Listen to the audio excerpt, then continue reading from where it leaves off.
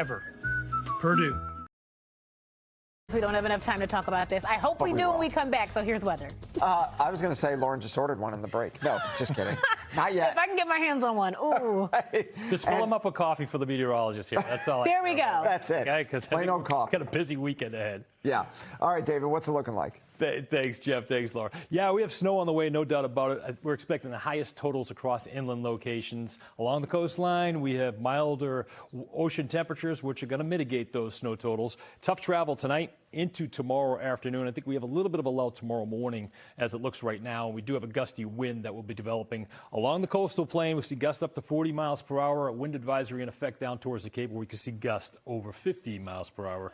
That's how things are looking right now. 33 degrees in Boston, breeze out of the northwest, and really nothing going on right now. Good time to get preparations settled before the storm does move in. Temperatures mostly in the 30s now. We're at 31 Lawrence, 32 Concord. It was colder down towards the south, but we're watching those temperatures rise. We had more cloud cover to the north overnight and saw temperatures drop a little bit colder across southern areas, but everything's starting to even out right now. Storm system that we're talking about is over the southeast right now, and that's going to deepen as it moves towards the east-northeast, and we're expecting that to develop a little bit more as it goes south of New England. Now, the track of it, as we've been talking about all week, is going to bring it close to New England. That's why we're expecting that milder ocean air to kind of move in, especially across southeastern portions of Massachusetts and along the coastline. Right now, we have those clouds thickening. A few flurries moved across northern New England overnight, but really nothing going on up there. Highs expected in the mid-30s today for the most part, a little bit cooler to the north. A couple of ocean effect flurries will develop this afternoon and through the evening. That's ahead of the storm system. We'll show you our exclusive forecast system. Now, the blues represent the snow. Green is the rain. By 9 o'clock, we see snow breaking out across the Worcester Hills, out towards West Berkshires. But look at the temperatures right along the coastline. You have to watch this map. 37 degrees in Boston. You got to think to yourself, are we going to get snow out of this? By 10, 11 o'clock, still in the mid-30s along the coastline. But inland locations, Worcester, up across portions of the Merrimack Valley, you're in the 20s and lower 30s.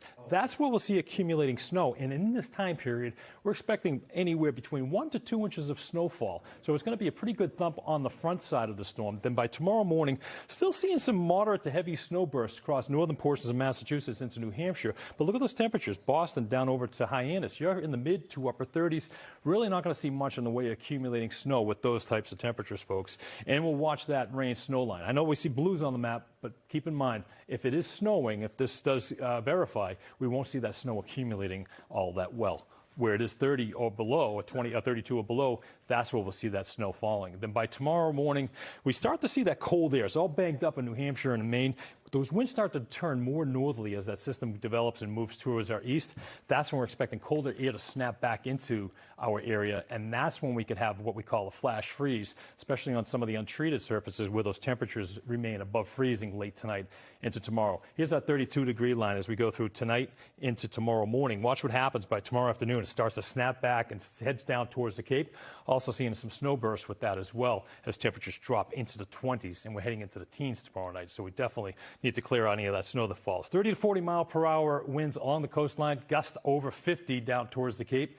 Expected snowfall anywhere between 4 to 6 inches north and west of the city, right along the coastline. That's the wild card. That mild air is going to drop your accumulations down to about 1 to 2 inches. But as you get further inland, expecting 8 to 12 inches across northern Worcester County into southern New Hampshire and up towards the lakes region of New Hampshire.